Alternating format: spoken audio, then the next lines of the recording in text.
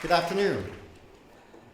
I'd just like to say it's an honor to be able to talk to a distinguished group of people that are here today. And I'd also like to thank my colleagues for the presentations they've done. They've been excellent. I'd like to introduce myself. My name is Richard Johns, and I have been in the law enforcement and security field for almost 20 years. I'm a First Nations law enforcement officer. I've been doing that for almost 10 years. And I'm also an Auxilary Royal Canadian Mounted Police officer, and I've been doing that for almost 9 years now. Before law enforcement, I was a corrections officer at a maximum security facility. I was security supervisor for one of the largest shopping centers in Canada, and prior to that, I was the owner of a private security investigating business with 40 security officers and private investigators. So what I'm going to be doing today is I'm going to be talking about auxiliary policing in Canada. So in Canada, there are 3 levels of police services. There is the city, which is the local police. There is provincial, which is usually like conservation officers. And then there's federal, which is like border services officers, and the Royal Canadian Mounted Police. The role of the auxiliary police in Canada are to accompany regular officers on patrol and to do community policing. The auxiliary police officers wear uniforms similar to the regular members. The only difference is usually on the arms or across the chest it has the word auxiliary. Auxiliary police officers in Canada, we're not armed, but we are trained in firearms, and when I talk about the training a little bit, I'll explain that. So just some quick facts. The majority of police departments in Canada have auxiliary police officers. The province of Ontario has the largest concentration of auxiliary police officers. There's more than 5,000 auxiliary police officers in Canada, and they contribute close to 1 million hours a year for their volunteer time.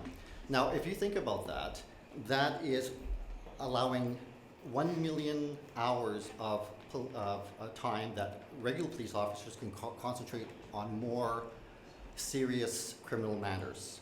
The other thing too is if you put a conservative dollar value on that, the average police officer would earn approximately $40 an hour. So if you multiply that by a million hours, that's $40 million a year that the auxiliaries are doing policing. That's saving the cost for the regular police services. So the value of the auxiliary police officers is enormous. So I'm going to talk about some of the auxiliary policing units there are in Canada because they're spread across the country, and each one looks a little bit different. So I thought I would just kind of show you what the uniforms look like. The first auxiliary policing unit in Canada was the Windsor Police. They were established in 1952, and right now there's 85 auxiliary police officers. The largest auxiliary policing unit in Canada is the Royal Canadian Mounted Police, and there's 2,400 auxiliary police officers. The next largest is the Ontario Provincial Police, and they have 900 auxiliary police officers. The next one would be the Toronto Police Services. They have 340. The Quebec Provincial Police, they have 146. The York Regional Police, they have 120. The Peel Regional Police Services have 100 auxiliary police officers. The Niagara Regional Police Service, they have 75 auxiliary police officers. The Durham Regional Police, they have 50 auxiliary police officers. The Halton Regional Police, they have 50 auxiliary police officers. The Ottawa Police Service, they have 20 auxiliary police officers. And the Winnipeg Police are taking a little bit of a new approach. They're actually paying their auxiliary police officers, and they're allowing their auxiliary police officers to do what would be called like an on-call. There might be a car accident and they would need an officer to direct traffic, so they would call and have one of the auxiliaries come down there and deal with that. So that's kind of a new approach to the auxiliary policing, because most auxiliary policing, it's volunteer and you don't get paid. So I'll talk about the auxiliary training. To be an auxiliary police officer in Canada, you need to be 18 years old, good character, mature and responsible attitude, have a successful high school diploma, possess a valid driver's license, meet the minimum requirements for the fitness test, possess a first aid and CPR certification, and have no personal or professional conflict of interest with the police department. So auxiliary police officers, we train, there's 160 hours is what we have to, the course that we have to take. And that's usually done over a 4 to 6 month period, because most of the auxiliary police officers have full-time jobs, so to fit the training in is done on the weekends. And the stuff that the auxiliary police officers are learning would be the powers of arrest. Other topics would be the Canadian Criminal Code, traffic and crowd control, search and rescue, and defensive tactics.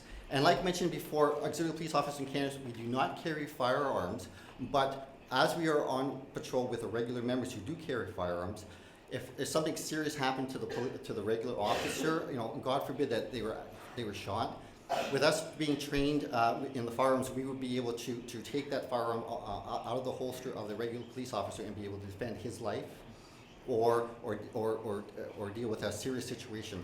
Again, that's far and few between. I mean, in the past 20 years, I can even think of one situation that would occur.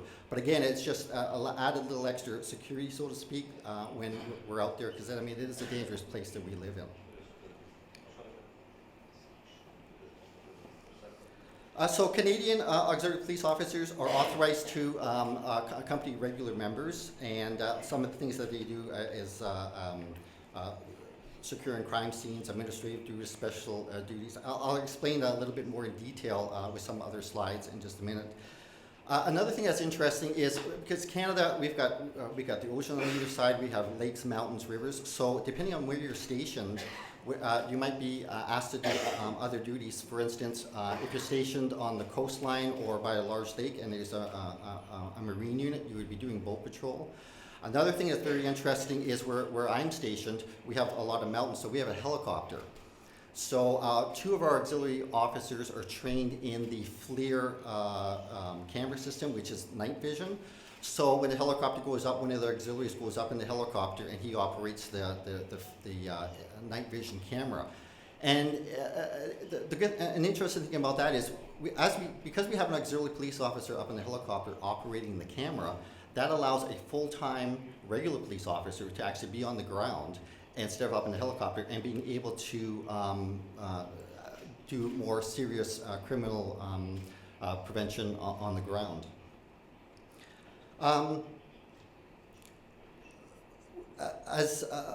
Every year we have to contribute at least 160 hours. And if you think about that, that's roughly 10 hours a month. Plus each month we have to do our monthly meeting. And the nice thing about where I am, the monthly meeting, the gentleman who's in charge of the auxiliary constables, he tries to get us additional training every month. So we may have somebody from the drug enforcement department come in, and they would give us some additional information on drug talk. So we might do some extra self-defense training. So with us, we're constantly training. Now the thing is, I mean, it's 160 hours, but we have auxiliary officers who put in 500 hours a year because their schedule allows them to do that. And we have quite a few officers who actually do that. Myself, I do between 200 and 250 hours. So the RCMP are just rolling out this year a new 3-tier or 3-level training. And there's a tier 1, and this is for to help with officer safety. And I'll explain that in just a minute. Tier 1, the auxiliary would be wearing a pair of like dress pants and like a golf shirt, and he would go and he would do like maybe safety talks in the community.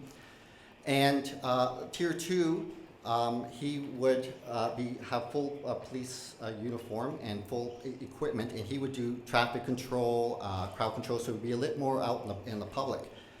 And tier 1 and tier 2, what that's kind of allowing is when you're volunteering, you have people who are, you know, doctors, lawyers, you have librarians, and some of these people want to get into the auxiliary policing and want to do something for the community, but they're kind of going, I don't want to have to tackle a 240-pound guy. That's not what I'm in here for. I'm in here for the more educational things and more going out and dealing with the public. So the RCMP now have a tier 3 in there where you have got the full auxiliary police training. You have defensive tactics, you're carrying all the equipment, you're going on patrols with the regular members, and you have the firearms training. So it again allows flexibility for a person wanting to join. I can do level 1, level 2, or level 3. So a part of our job as auxiliary police officers is crime prevention. I'm going to be going over some of the crime prevention that we do. One of the biggest things for crime prevention is we go out on patrol. And we patrol with a regular member, or we'll go out with 2 auxiliaries and patrol. And these are some of the transportation we use. We use boats, SUVs, we use police cars, we use helicopters, bike patrol, all-terrain vehicles, and we even have, where I am, we have mountains with the snow, so we actually have auxiliaries who are trained and they go on ski patrols. So another thing that we do is fraud programs. One of the fraud programs we do is we go and identify an issue that's happening in the community, and we come up with a solution. So one of the problems we were having was pin pad fraud, and what the criminals were doing, were going into businesses, and they would take a pin pad and they would put Bluetooth technology in it and swap it out for the original pin pad that was at the business, and then that information would be transmitted to a box that was out about a block away, and then all the criminal would have to do is come up with a computer and download the information from the box in the computer. So what we did is we got hold of a couple of the pin pads that have been tampered with, and we started going around to the businesses, showing them what it looked like to have a tampered pin pad, and that made them more aware. So if they noticed a pin pad, they could call us and we could help catch the criminal, because obviously they've left the tampered pin pad there. Another program that we were doing was counterfeit money program. We had the Bank of Canada come in and give all of us auxiliaries a training on how to detect counterfeit money, and then they gave us packages, and then we went out to the businesses. We gave these packages out, and we were able to explain to the businesses on how to detect counterfeit money. Other programs that we do is we go out to the schools and we talk to the children, and we do internet safety, Halloween safety, summer safety, street safety programs. Other things that we do is we go to the schools and we talk about bullying, we talk about alcohol awareness, we talk about drugs. And the one thing that I was lucky was when I joined the auxiliary RCMP, the place where I was stationed at, they had this, but they didn't have a proper program. So I said I would like to run with this program and be able to build upon it. And they said, sure, that would be nice, because it would make us look a lot more professional. So I was able to develop 21 different presentations on bullying and alcohol awareness and drug awareness and summer safety and senior citizen safety. And now when we go out, I do the talks. And if I'm not available to do a talk, the PowerPoint presentation is set up easy, so another auxiliary can take that PowerPoint presentation and go out and do the talk, and everything looks consistent, and we're getting the same information out there. So another thing that the auxiliaries we do is if there is a major crime and there's video footage, the regular member who's in charge of that case will go out and get all the video footage. Now sometimes there's thousands and thousands of hours of video footage. So what they'll do is they will get all this video footage, set up the computers, and we'll have 10 auxiliary police officers there, and we'll go through all these thousands of hours of video, and we'll find what they're looking for. They might be looking for a black truck, a gentleman in a red jacket. So we go through all this footage and we find things that look like that. And we condense everything down to like maybe 10 or 15 hours of all this information. Now that allows the regular police officer in charge of the case to only spend 10 hours to go through, and he's looking at the specific stuff that he wants.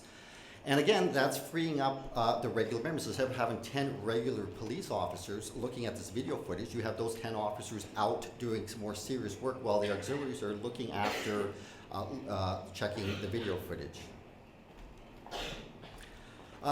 In 2003, there were devastating fires in British Columbia, and 50,000 people had to be evacuated. Again, in 2009, we have devastating fires, and people had to be evacuated again.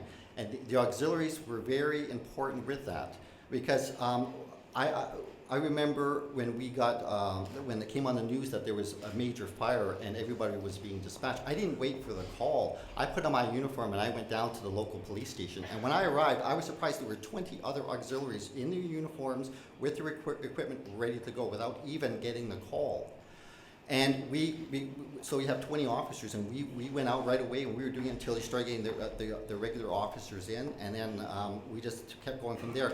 And over 100 auxiliary officers from our area came, and we were doing things like, when you had to evacuate the people, we had to get them out. Now their homes are left there, and there's nobody watching, so we were patrolling, making sure nobody was breaking into their houses. We were doing things like getting drinking water into the firefighters. We were doing things like there were animals that were trapped in their homes, so we were escorting their animal rescue units in to get the animals and then getting them back out. And that's the thing that was quite amazing was, I mean, that's 100 auxiliary police officers, and the first thing they thought was their community.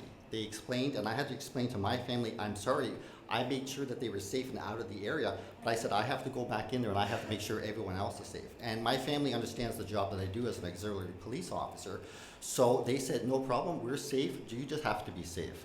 So that's the thing, I mean, the auxiliary police officers went in there, left their families, and once they were safe, and then got the rest of the community out. And I mean, that's what auxiliary policing is.